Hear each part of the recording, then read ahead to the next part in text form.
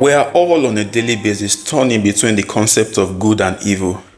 Hence, this article I've written to help you to the degree that it can move more in the direction of good.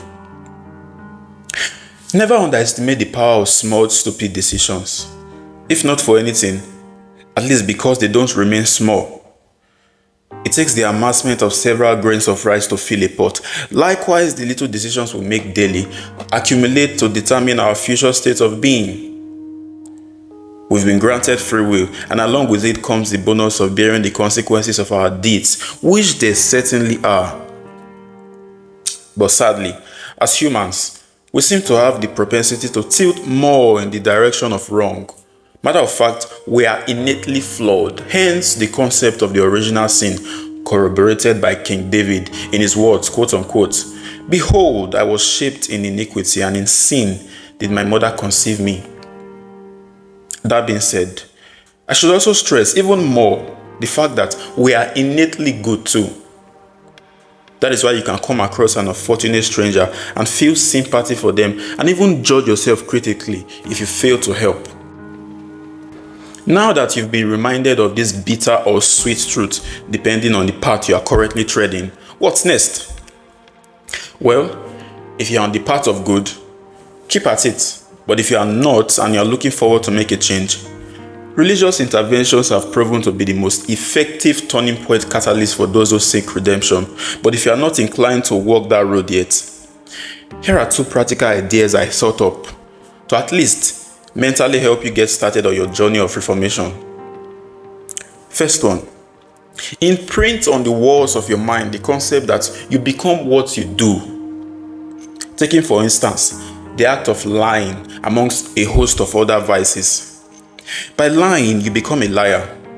And yes, we all lie to certain degrees. Nonetheless, there's a difference between lying out of ignorance and enunciating a bloody well-informed anti-truth.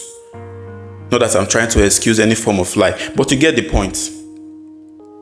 By being a liar, making a stable family becomes a lot harder, because who wants to be the spouse of a person who greets you, "Good morning," and you have to check the time for yourself before responding? How will your parent and child relationship be in the long run when you teach your child to lie to an outsider, or even your spouse, to save yourself from whatever mess you've gotten yourself into? You might say, "I'll never put my child in a position to do such," and I'll say, "You can only give what you have, my dear." I should also add that there's a high chance of you passing down through your genes to your children whatever habit you learn. One more reason to be careful. Speaking on the broader spectrum, who wants to be a business partner or an associate with a chronic liar, especially when there are other options? So you see, it slims down your chances of succeeding in the corporate world too. And if you manage to go far with it, you will always be haunted by the fear of your retribution catching up with you, which it certainly will, my dear. This has been woven into the fabric of reality. The second idea is to conduct a form of reality check where, for example, if it is the case that you are caught up in a bad habit, i.e. smoking, doing drugs, unhealthy eating, promiscuity, etc., etc., go to the hospital and see, if possible, talk with those who have been down that road and have now hit rock bottom, bearing the ramifications of their habits. It can help you realize the potential consequences of your actions and perhaps prompt you to change your behavior. If it's a criminal or punishable habit you are struggling with, you visit the prison and see the impending harsh and degrading living conditions for you if you get unlucky one day. I should conclude on a sanguine note by reassuring you that regardless of the extent of decadence you have found yourself in, you are not irredeemable.